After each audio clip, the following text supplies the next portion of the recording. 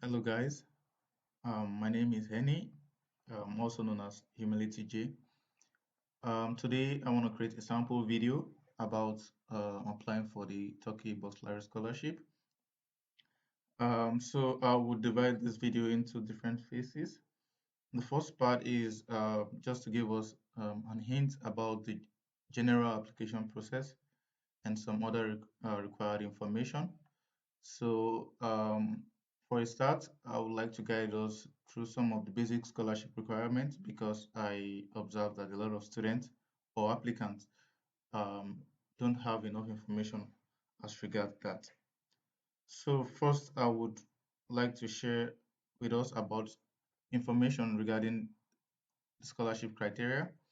Um, in terms of academic criteria, the scholarship stated that for undergraduate, the required grade is 70% for all undergraduate applicants, except for health science, which the bar is 90%. And for graduate, master's or PhD students, the required grades is 75% in your highest qualification, which should be bachelor's or master's degree. So in terms of age, applicants should be under the age of 21 at the time of the application. That's for undergraduate.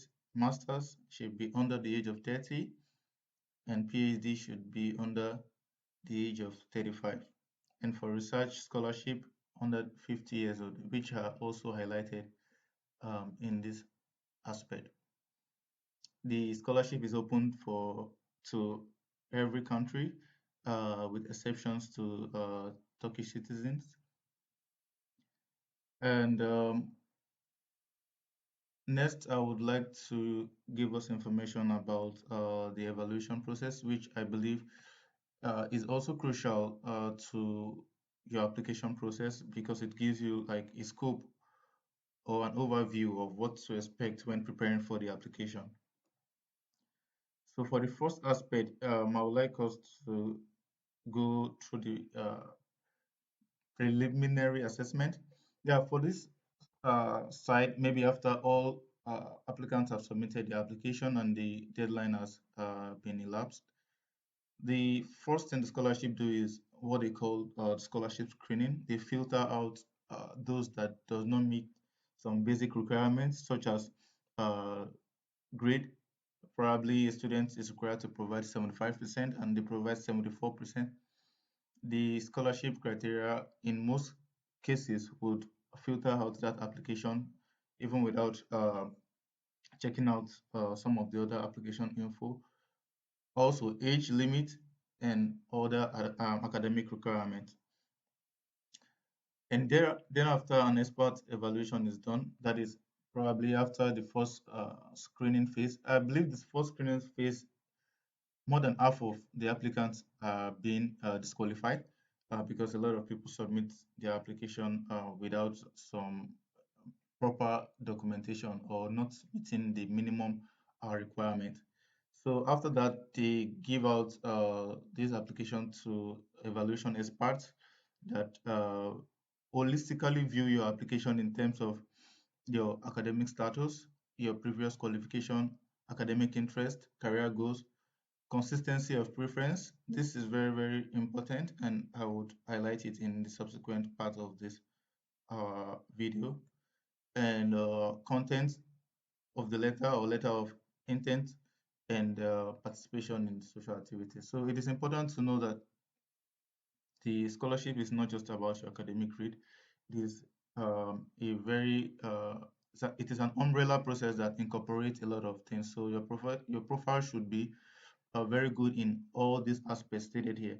And after this stage, the final list of eligible candidates are passed for interview. So for the interview, I think for the undergraduate student, it's usually like some form of test that contains like 30 questions. Then thereafter is the interview. So for more information, you can check this information on the scholarship website. And also, they also have like some mock or sample or practice sample questions for the test. And for the graduate, it is a straightforward process where they ask you, basically, it's just like an interaction process where they just want to know you better and get some information about your application. Every information that you state, you should be able to back it up or verify it. And then after that, they compile this information, your interview performance, your test performance, along with your or your full academic or application profile, and they do this final assessment. Okay, for the second part of this video, I would like to create like a dummy account in order to give us like a scope or an idea of what the application process look like. So every information here is not mine, it's just to guide us through the application process. So before now, I created like an account. Let me log out of this. So I created an account and inputting my information here, and then I got a confirmation email not long after, which I confirmed and created my account. So now I can access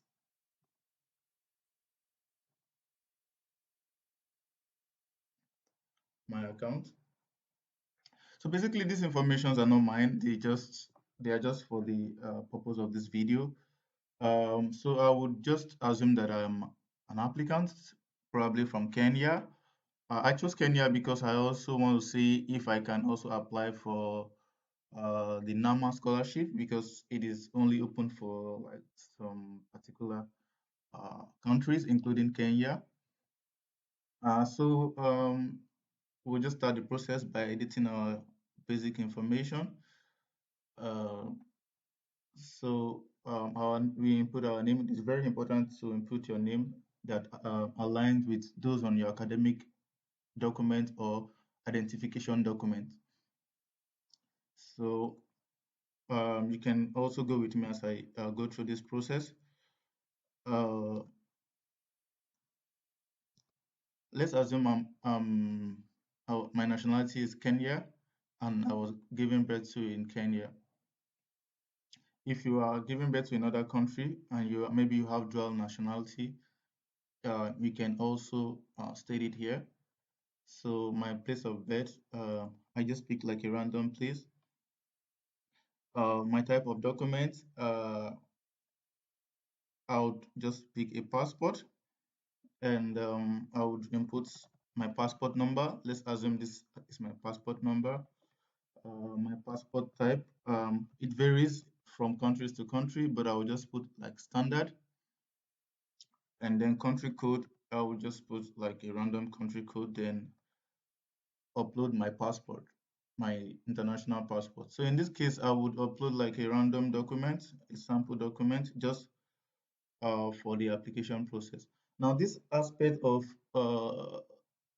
your personal information is almost insignificant. It is just for data collection process about the applicant. It doesn't contribute any way in your application.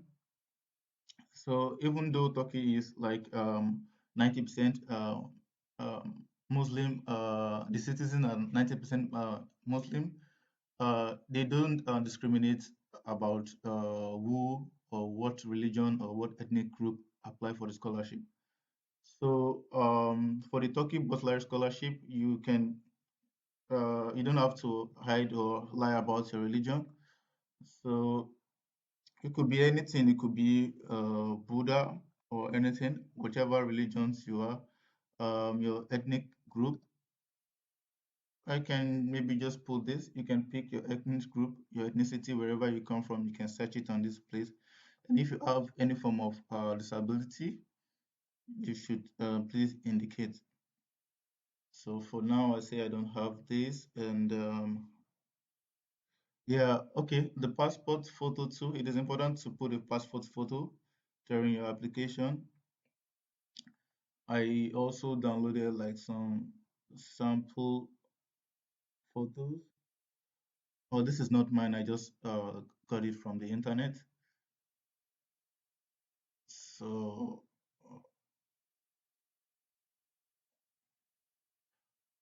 okay. So let's just assume that this uh,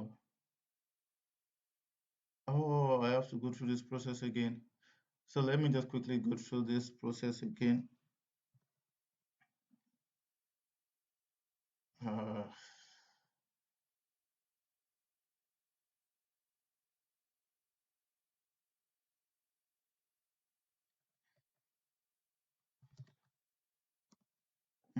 I think because I uploaded the picture, uh, I have to go through like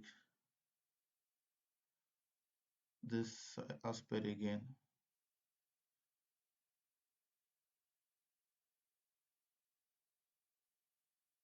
I think this time I can save. Oh, there's one more marital status single.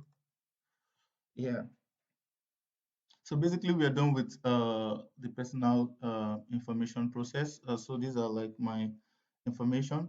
So in this aspect, it is also optional. It doesn't contribute to your scholarship in any way because I remember the last time I applied, I include my hobbies like something like some music and maybe the internet, and I also kind of type in that I love playing video games and board games and stuff like that. So this does not in any way contribute to the application profile.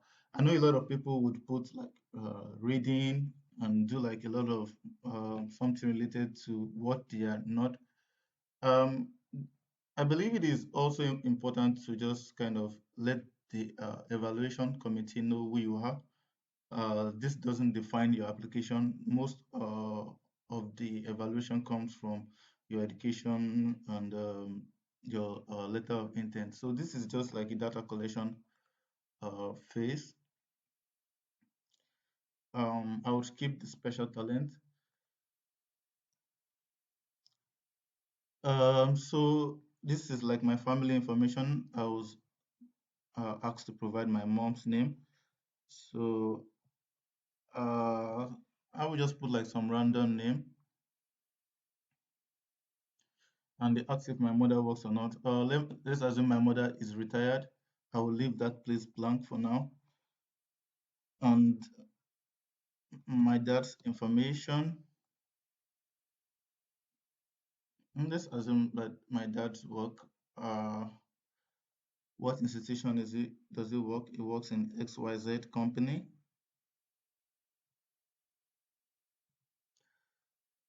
He's an academician, position XYZ. It is important you know this information and you kind of put them. So if you know what your uh, parents hen, you can include it. So number of siblings, I can just put two. I think this information is okay. So basically, they just want to get an information about your family and maybe the income.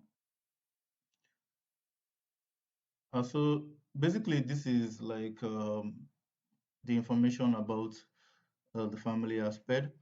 So if one or more people are earning or doing like jobs in your family and they contribute more, you can also include it. Let's say you have like your mom works, you have to include the information there so um, you can get like a total monthly income. So just be as honest as possible. You don't have to say that, oh, my dad is jobless, my mom is jobless, and you put like zero or like some. Even if I indicate that I the hand maybe this much, it doesn't impact my application in any way because, like I said, this aspect of the information, this aspect of this application is just to get to know the applicant, you know. So you don't have to make it look as if you are extremely poor, except you are uh, poor. So you just kind of fill the information that you know you have. So your contact information, if you stay in, let's say I'm from Kenya and I stay in Kenya, at the moment I may just have to put Kenya and city. Let me just put like a random code, random phone number, random street. So these informations are left for you to fill properly. So you have to tick this box if and only if you have like a different residential address. Let's say currently I'm in Turkey or maybe Japan, and this is my address in Japan, and this other side is like my home address. Then I have to take this and fill in the information. So how long have I been in this address, this place? I've been there for like 18 years,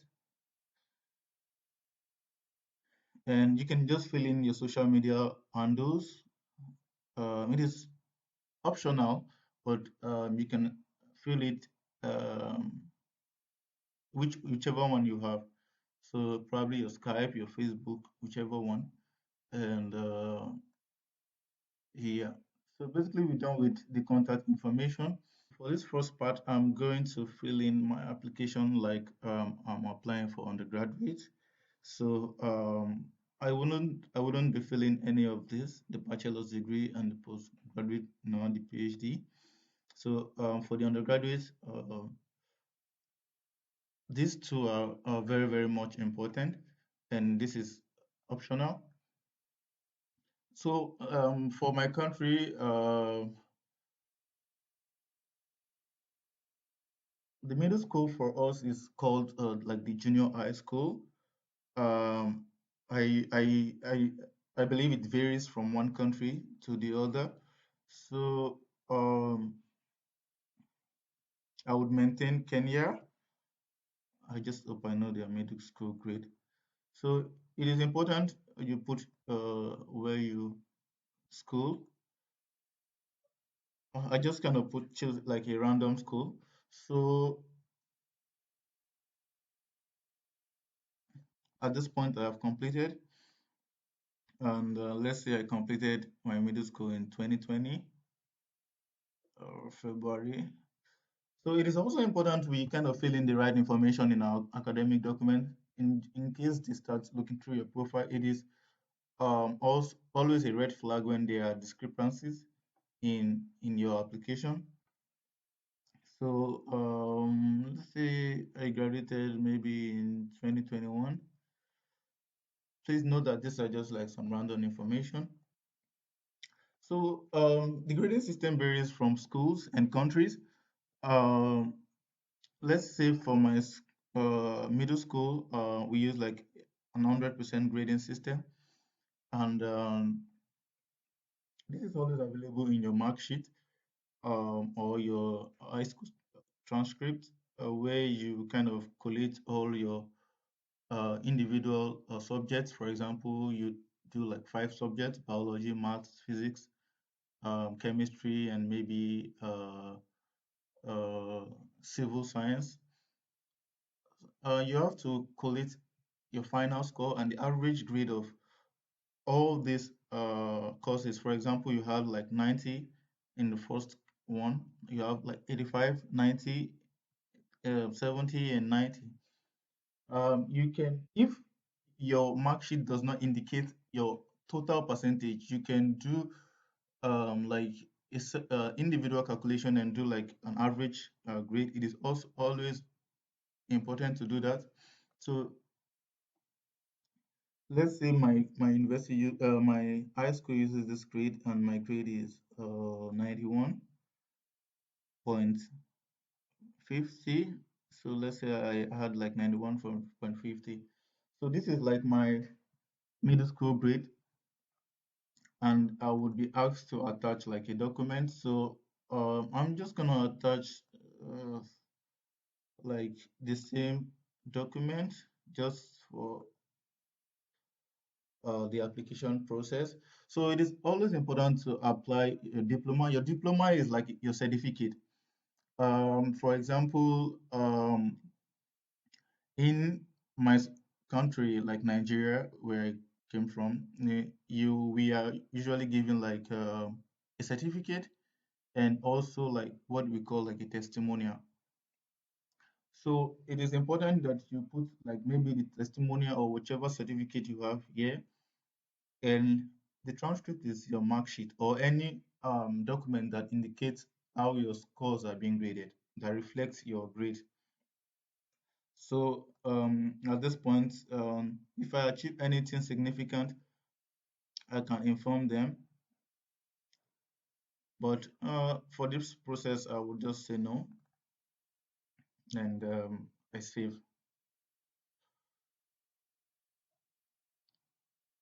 Oh, I think I just did for high school. Okay. So for the high school process, it is almost the same. Like I mentioned earlier, in my country, we have like the junior high and the senior high school. So maybe the middle school and high school varies in your country. It is left for you to decide that. So I will just do almost the same thing I did with the middle school here.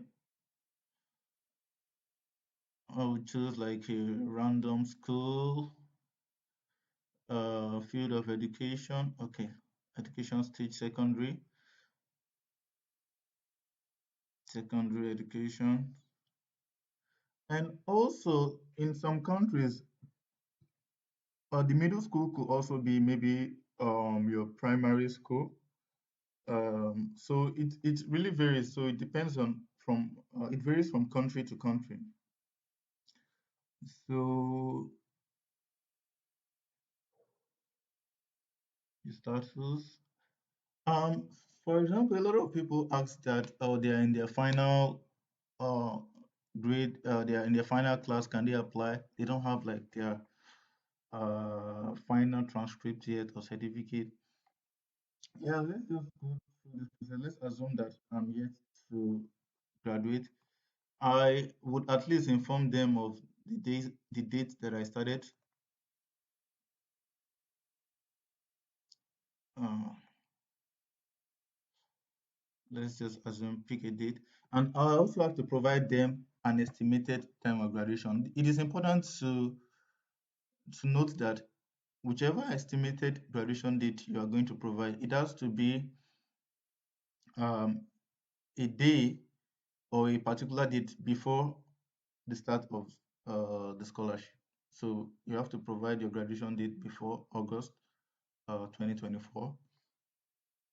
And even at the time of your interview, it is okay if you don't have like your graduation certificate yet, but it is very much important or recommended if you do at that particular period. So I just kind of put like maybe in April I should be graduating, and then we do like the same grading system, and I include my grade.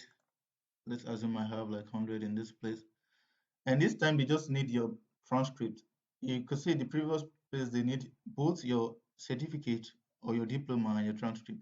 So at this point, you can all you need to do is provide uh, your mark sheet from the time you start your high school till your present uh, level or semester, whichever it is.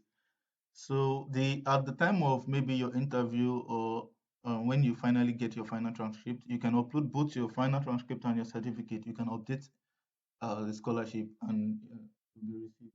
So here I can just uh, include my current mark sheet or transcript. But if I have graduated, then the information will change. I would have to provide any of this. So again, I will just pick like a random document. This in no way academic document. Um,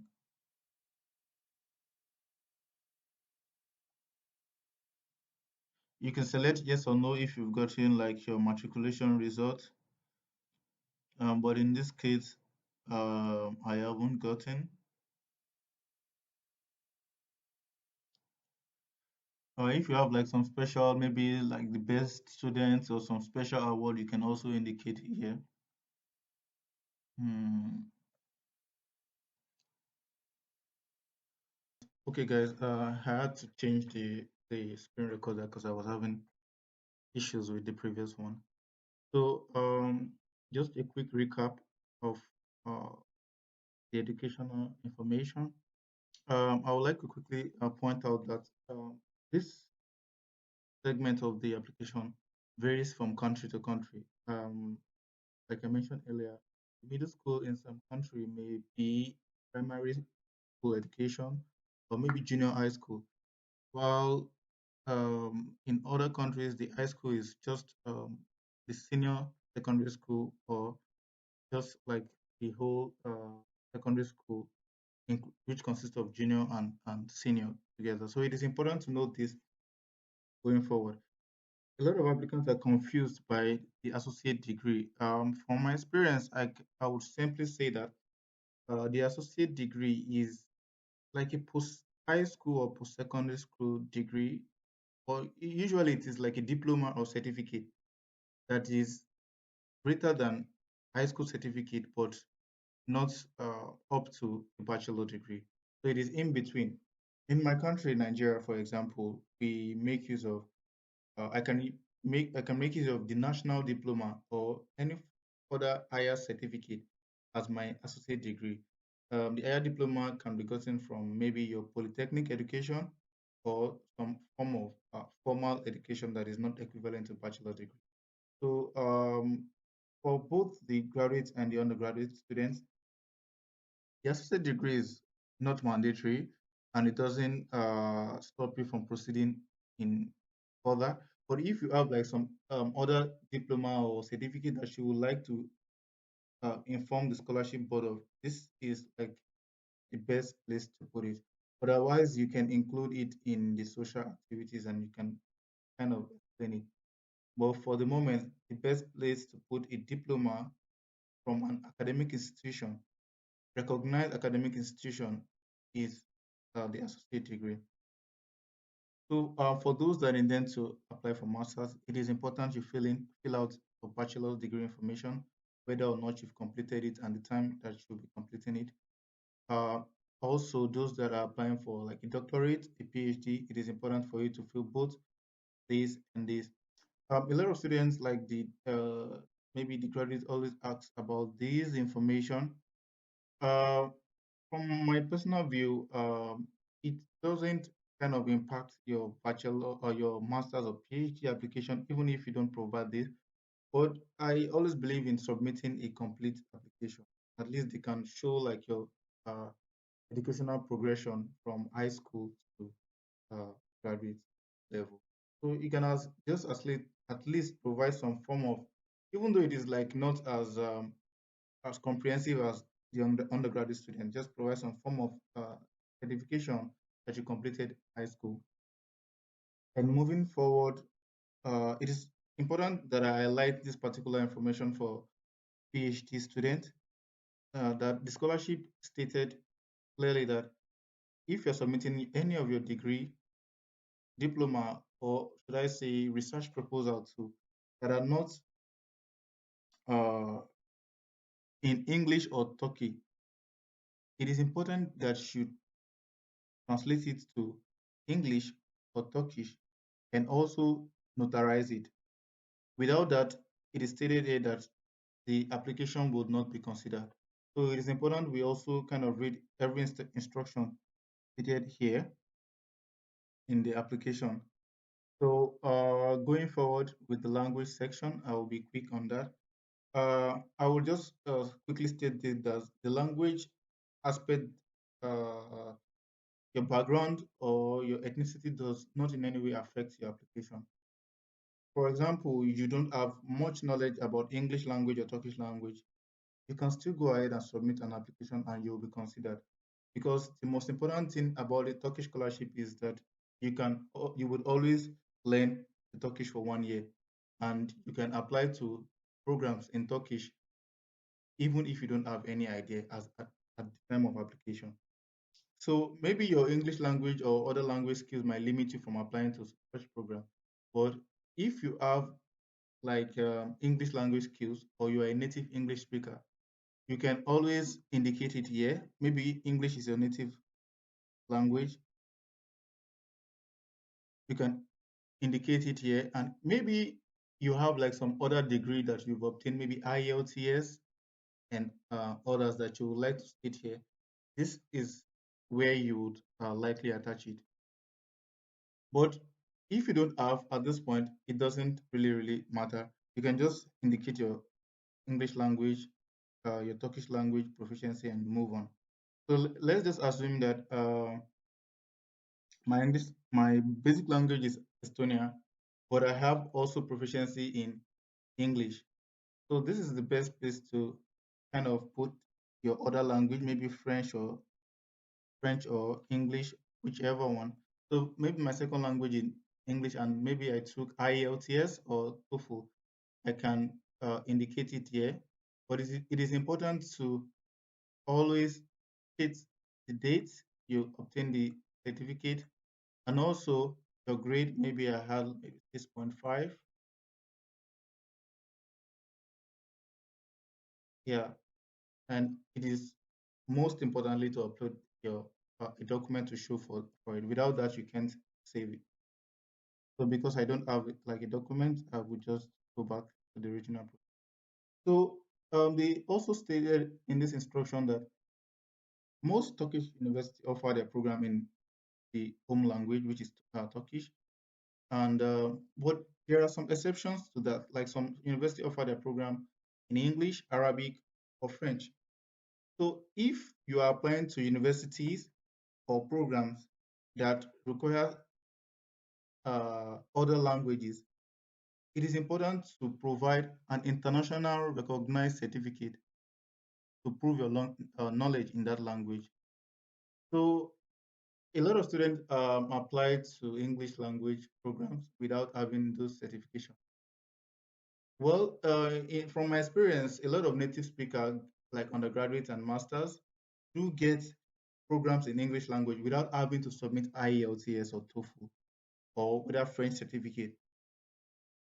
However, if you have this certificate, it increases your likelihood of getting your preferred university, because some universities are very strict with their language requirements, and if you don't have that, then the scholarship will be forced to go to the next university in your preference that match with the criteria. So regarding the Turkish language skill, it is quite optional. There's no big deal if you don't know any Turkish language. You could just say yes or no. So I don't have any knowledge about it, so I indicate you have 1 year to learn the language. And for those that have like a very good background in Turkish language or have like a certificate to show for it, you can present it or request to take the exam on arrival, and you don't have to go through the 1 year language course. So it expedites your uh, your process. So for the undergraduate student, the work experience is not mandatory. Maybe for the graduate student, you can include your internship or work experience in this section. In this particular place, if you click on add, you have to provide certain information such as your organization name, uh, your role or position, and the date, uh, the start date, and the end date. So those are the basic information required in that aspect. I believe to provide a solid application, whether undergraduate or graduate, it is important that we provide a CV. The CV is basically just like a summary of all the information you have here already.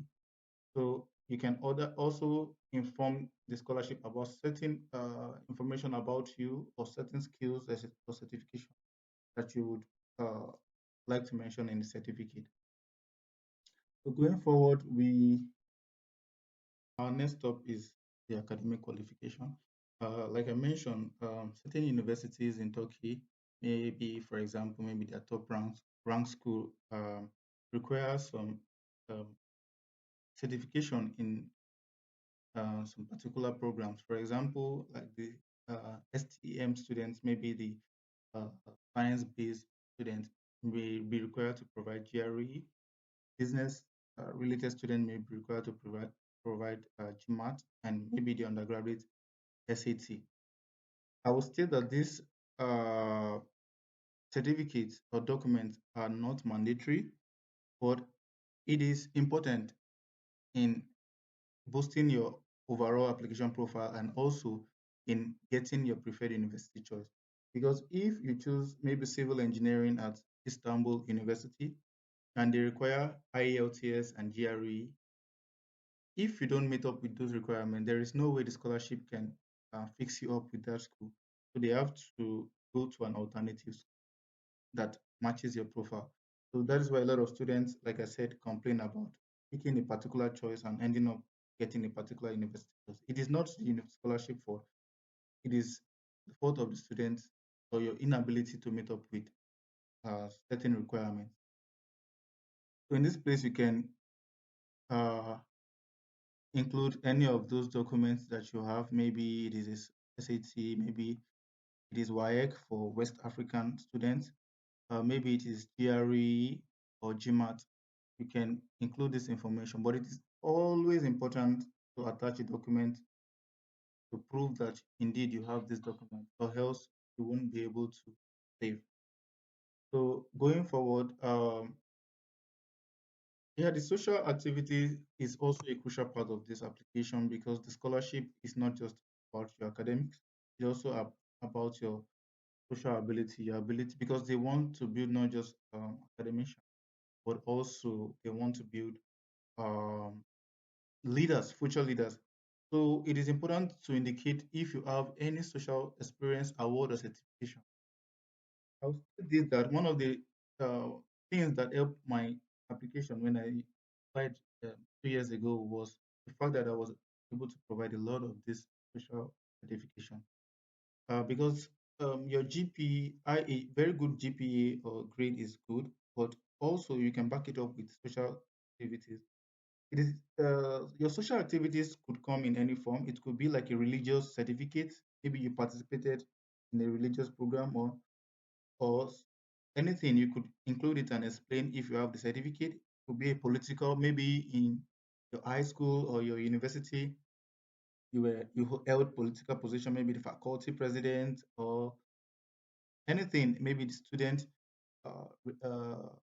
Muslim student association leader or the Christian, whichever one you can indicate it. And also maybe you have like some community-based certification or award, or maybe some non-academic award, maybe in terms of sports, maybe you participated in a lot of sporting activities, maybe quiz, debate competition that you attended for your school or your community. Any of the certificate, there's no limit to the number or the amount of certificate you can upload. So the more you can upload, the better. It could also be non-credit courses. For example, I took like some Coursera courses online. So you can indicate it and just kind of explain. So I made a sample here. Like let's assume that I took like a Coursera course online from ABC University. It is for the certificate. I took it on this date, and at this place you can just describe your can describe the social activities. So I just told them it is a non-credit course obtained from ABC University. It entails uh, scopes about this, about that. So you kind of explain it as it relates with your application. So it is important to include your social activities and your voluntary activities in your application. So the next section is just like a promotional aspect of it, asking about your Turkish experience. I believe a lot of applicants have never been to Turkey, so you can as well just say no. And if you've been to Turkey, provide more information regarding that. This other side is like I said, promotional uh, information. Where did you get to learn about the scholarship?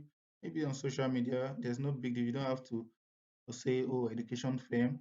You don't have to create a profile that you, that doesn't really describe who you are. So you could learn it from anywhere. And this other aspect are other information that you may need to answer. Do you have relatives or do you have people in Turkey who are previous awardee of the scholarship. So I believe with that information, we are good to go.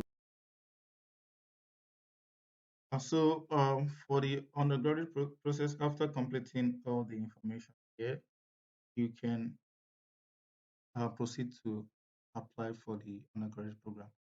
If your age does not meet up with the required age, you may not be able to proceed. And also, it is important to know that make sure you complete all the information here before proceeding to this place, because whatever changes you make in this place would not reflect here after you've started your application. So before starting your application, ensure that you complete this phase, and then you can go to the application proper. First, you have to agree with terms. I also state this that the age is stated here. If you are born on or after this date, you won't be eligible.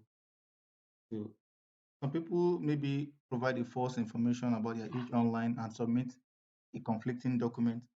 At the end of the day, you get screened out easily.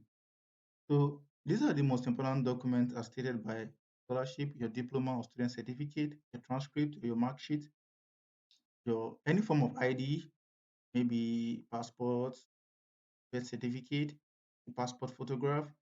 The other optional one, like I mentioned in earlier, are your examination results, academic proficiency, language proficiency, employment certificate, reference letter, and other achievements. So having that in mind, we can save and proceed. So we are good with this. So a lot of students get it all messed up in this aspect. Like I said, the Turkey scholarship provides you with option to choose 12 universities that in your department that suits your department the most. A lot of students usually want to study at very top university or an English-based program. It is fine if you have the required document, maybe the very good grade, mm, academic certificate, English proficiency certificate. If you have that, no problem. But if not, it is important to just pick as much as possible, because the university or the scholarship will only pay you with the university your profile aligns or match with. So I haven't like done for undergraduate before, so this would also be like a learning process for me. So here we are going to choose some universities. Okay, let's assume that I want to go for agriculture. Uh, okay, I think a lot of students always go for artificial intelligence and stuff. So I want to go like with a common course. So let me just go for agricultural economics. So if I'm picking agricultural economics or something agriculture related course as an undergraduate, these are the available universities. Yeah, you can't get more than this. So these are the available universities. You also see the language. Most of them are Turkiye.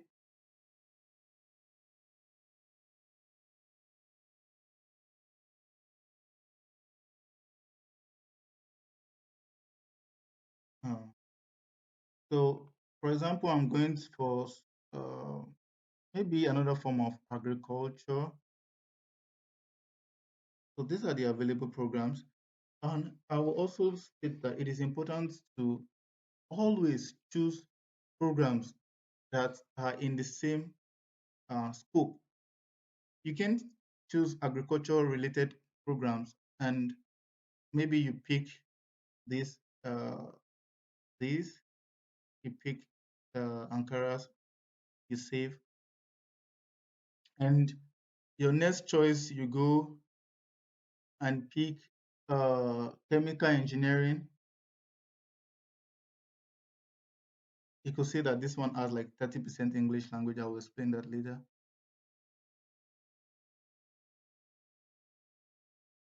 Now, if you start picking your choices like this is a major red flag, and you will likely not get the scholarship.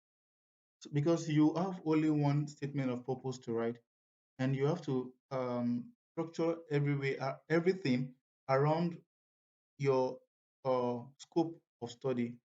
So if I'm going for management, I have to pick management related course all through. So since I want to go for like agriculture, I have to pick agriculture related. I can go for agrobiotechnology, agroeconomics, as long as I can write a convincing statement that comprehensively covered agricultural field. So most of these are in Turkish language. So you can just pick as much uh, as you want.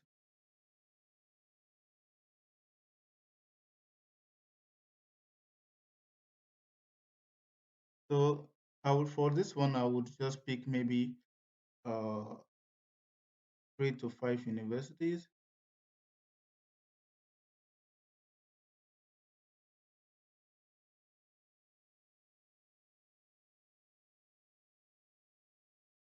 Mm.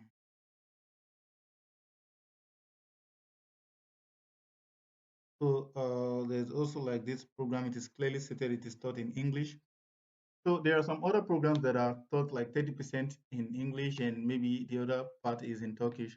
It means that there are some courses when you get to the school, there are some courses you will take that would uh, some courses will be in English while the majority of the courses will be in Turkish. So those are like the implication of that. So because this is a sample video, I can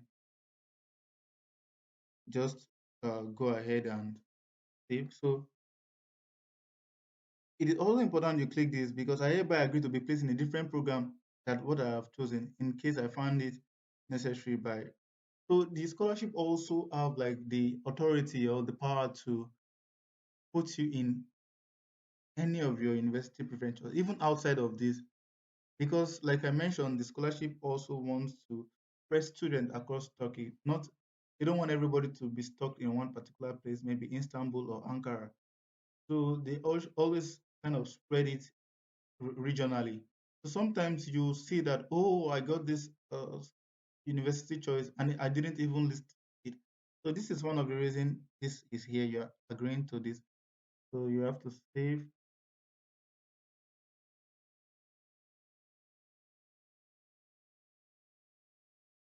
and if not, you can decide not to uh, agree with it. But it is important you do because at the end of the day, it might be the only thing that will guarantee you the scholarship. So maybe your profile didn't match any of these. The scholarship can just use their discretion to invest. So a lot of students get it right or get it wrong in this particular aspect. So you could see that this side is very crucial, one of the most important part of your application. In fact, the most important part of your application after meeting the minimum requirement. So the instructions are very simple. You are to provide social experience relating to what you want to study and all that. A lot of students just approach this in, let's say, in a very formal way, maybe stating that my name is this, I am from this. You've already provided that information here. There's no need to start the uh, SOP or letter of intent with all those information. You can just easily uh, go straight to the point. I will share a sample, which is originally my, which is originally like my application letter of intent. So, this is like originally what I submitted in when I applied for my master's, and I will just quickly guide us through like some basic stuff that we need to know about this. So you could see that I edited in such a way to meet up with the number of word specification. So I started like a storytelling format. Uh, Um, basically, it's I didn't start with my name is this. You already know that. I just indicated first my core reason of applying for this program. I am applying for tourism. So I just started with this. My passion for tourism is influenced by two major activities. First, I grew up in the western part of Nigeria, and secondly, um, um, I grew up in a part with a lot of cultural heritage. And I also talked about uh, my taste, my passion to get more about tourism, which enabled me to pursue a bachelor's degree in tourism and hospitality, and I graduated with a first class degree. And thereafter, I also talked about what this education provided me. I didn't just say, oh, I graduated with this particular grade. I also just indicated some particular aspect, like for this, the degree exposed me to knowledge of principle of tourism. These are like some of the course uh, modules that I took. And I also say that, moreover, I actively partake in volunteering and social activities. And I didn't stop there. In the next sentence, I went on to explain some of those activities. And I also include some of my non academic roles, like participating in student leadership, student association, a lot of volunteering activities. And also, I included some of seminars that I attended or workshop or training that I attended that are related to my program or related to my career progress. So in this aspect, after introducing that, I kind of create like, since I'm applying like a master's, I kind of create like a situation that kind of justifies the reason I'm pursuing it aside from my background or my passion. So I identified a problem in my country in tourism, and I said that, and I like the way that tourism is being carried out is really really poor, and this knowledge gap is limiting sustainable solutions to and affecting tourism growth in my country. And I believe that these masters would help me to bridge the gap. And thereafter, I talked about Turkish in university that I believe they have like some of the best institutions for that can provide me the knowledge to address such issues in that field. And I also talked about like their reputation globally. And you can also talk about like some prominent people in your field, maybe some prominent Turkish scholars in your area of study that inspire you. You could talk about anything in building your uh, profile or your letter of intent. I also stated uh, I also stated uh, some other non-education things that I will benefit or contribute, like having to meet and network with students from different countries, because that is even the goal of the scholarship, ability for you to interact with a lot of people from other countries. So I stated it, and I stated my future goal, and I ended by reinstating the need for me to get this scholarship. So in this aspect, since you can't leave it blank, you can just put nil or none. So if you have like any other thing that you would like to inform the evaluation committee, it is important you put it here. Maybe maybe you haven't completed your program at that time. You can indicate it here.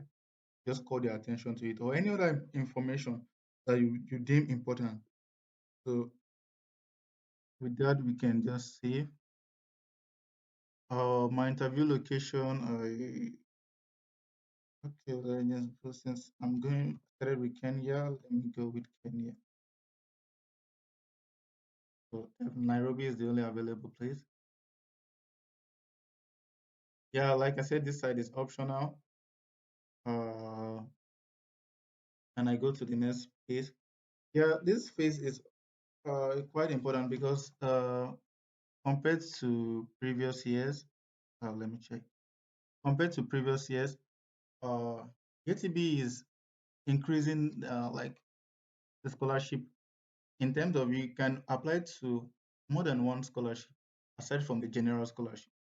There is also the outstanding merit scholarship program, which allows you to get twice the amount of stipend or the money that the general scholarship provide. And I think I would explain that in subsequent videos. So if you believe that you have like an academic grade of 90%, it applies to undergraduate and graduate. If you believe you have like a 90% grade and you have good SAT, or you have uh, TOEFL or IELTS, and you have some other recognition, you are ranked 10 in your department, in the top 10 in your department or in your country, and any other form of this extra international recognized award, you can apply for this scholarship.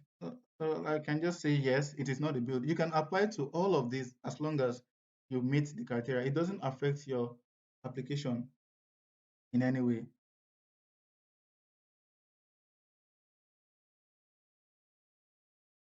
So you can also apply for the ISDB. The ISDB is sponsored by the Islamic Development Bank. Unlike the general scholarship, it from my previous knowledge about the scholarship, it is targeted at mostly Muslim applicants, and the stipend are usually higher than the general scholarship. But there is a condition to it that after your post study, your graduation, particularly for the graduate student, for the undergraduate student, they don't have this condition.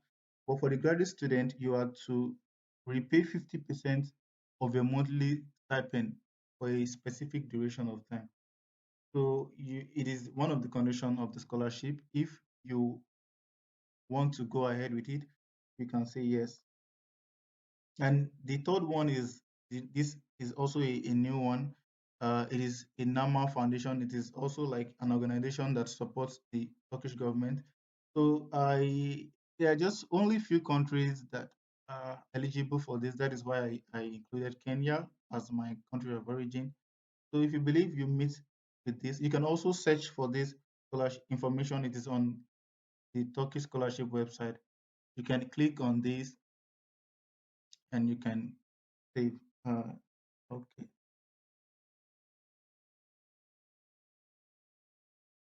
so you can save. So with that, you are good to go. So you can just submit your application with all this information that are provided here.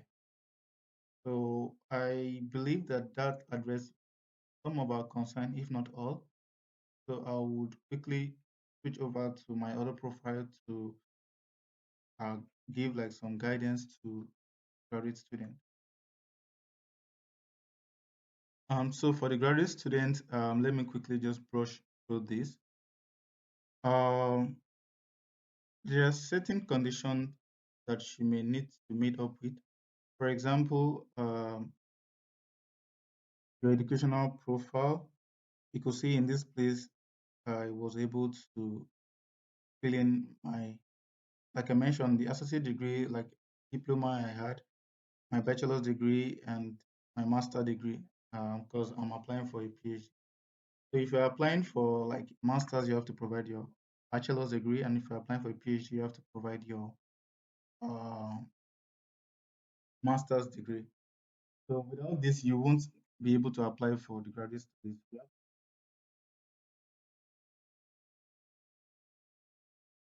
Let me just edit this aspect, particularly for PhD students. So you could see in this aspect, when you input your maybe your master degree information, the scholarship require you a lot of other information. For example, the country you took your um, your program, and whether or not you've completed. In this aspect, I said I'm still studying, and I'll be completing my master's in March. This is my current grade, and if in future I get my final result, I can put that. So also it is you need to provide like the information of your thesis. But if you don't have like a thesis information, you can leave that uh, blank. And which other thing? Yeah, I think basically that is it. I think there are some other places that may have to provide, like maybe your research experience or something like that. Yeah, so particularly for PhD students, if you have any publication, you can include it in this aspect, or any conference presentation, you can include it in this aspect. But these are optional. Like I said, if you don't have it, it doesn't stop you from submitting an application, and it doesn't limit your application in any way. But it strengthens your application, like I said, because you're competing with a lot of other students. So it is always important to have like a form of edge over the next applicant. So with this information, I can go ahead and apply for a PhD. I can delete this, but I already started. Uh, so just like the same information for the undergraduate students, we have it here, and I click accepted.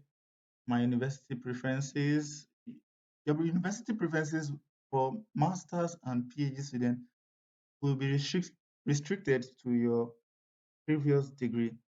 So, for example, I did international cooperation policy as my master's. It will be difficult for me uh, to get a lot of other. You could see in this place there is no engineering related course. They only offer courses that are related to your first degree and your second degree. A lot of students complain that they can't find some of their program or the program they wish to intend. The system is programmed to display only programs that are related to your highest degree. So in this case, I can only pick some selected university here.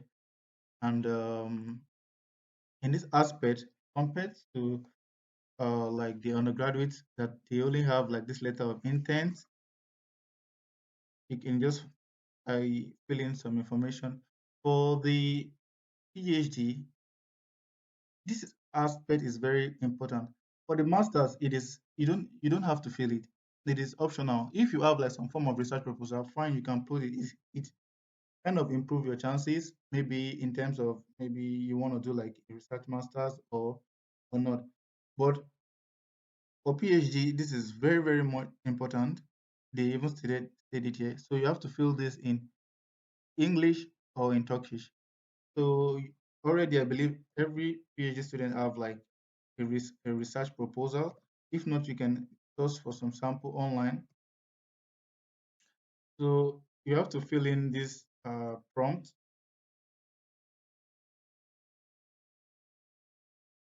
Uh, yeah, and then you save, because without that, uh, it will be difficult for you to save.